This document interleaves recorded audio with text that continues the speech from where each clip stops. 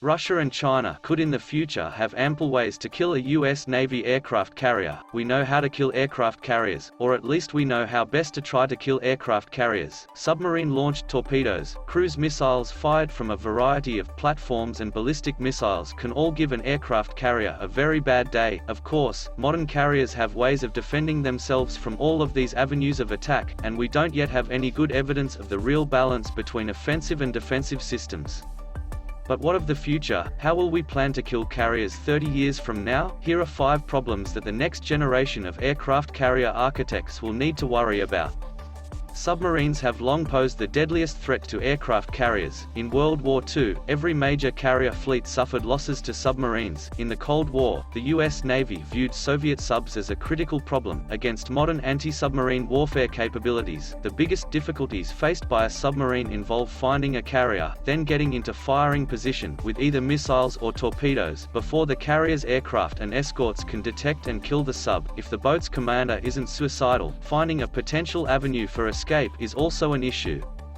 Unmanned submarines solve several of these problems. They can wait indefinitely along the likely avenues of approach, only moving to attack after they detect the carrier, and robot submarines don't worry too much about how their families will manage once they're gone. Armed with only a few weapons, undersea unmanned vehicles, operating autonomously under preset conditions, could give future aircraft carriers a very serious headache.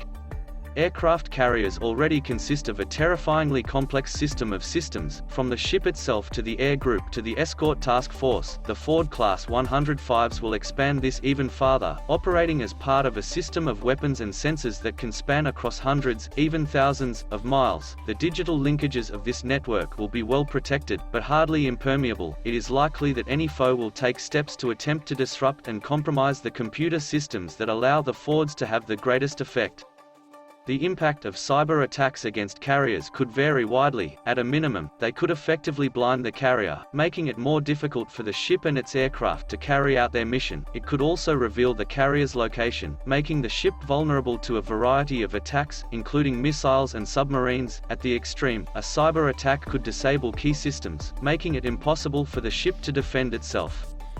In Peter Singer and August Cole's Ghost Fleet, American UAVs destroyed 2 carriers, the Russian Kuznetsov and the Chinese Shandong, at the end of a carrier battle in the North Pacific. In some sense, of course, drones represent nothing new. On the one hand, cruise missiles are little more than suicidal drones, and on the other hand, planes have been sinking aircraft carriers since the 1940s, but modern, manned aircraft seeking to hit an aircraft carrier face near insurmountable obstacles. Modern air defenses make a conventional approach suicidal.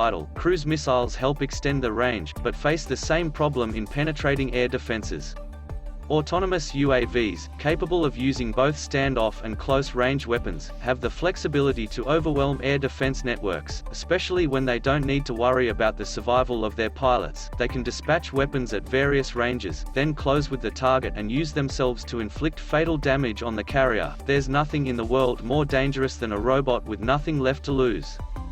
China, Russia and the United States have all devoted extensive attention to hypersonics, which pose a threat in many ways similar to that of ballistic missiles. Unlike ballistic missiles, however, hypersonics can approach a target from a trajectory that makes them extremely difficult to target with defensive weaponry. They combine the most lethal aspects of both ballistic missiles and cruise missiles, and with inertia alone can cause enough damage to a carrier to kill a mission, if not the entire ship, and hypersonics may become more politically palatable than ballistic missiles, largely because of the association of the latter with the delivery of nuclear warheads.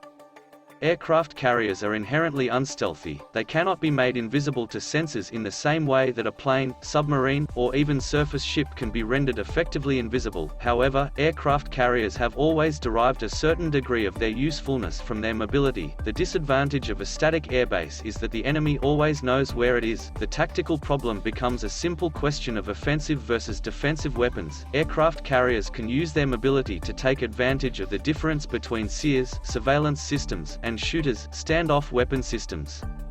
Orbital bombardment systems, nicknamed rods from God, can solve that problem. Satellites equipped with tungsten rods, or really any other kind of kinetic weapon, can simultaneously identify aircraft carriers and attack them, without messy problems associated with networked communications. The rods from God, using kinetic energy alone, could deliver a tremendous blow to a surface target, either sinking a carrier or rendering it useless.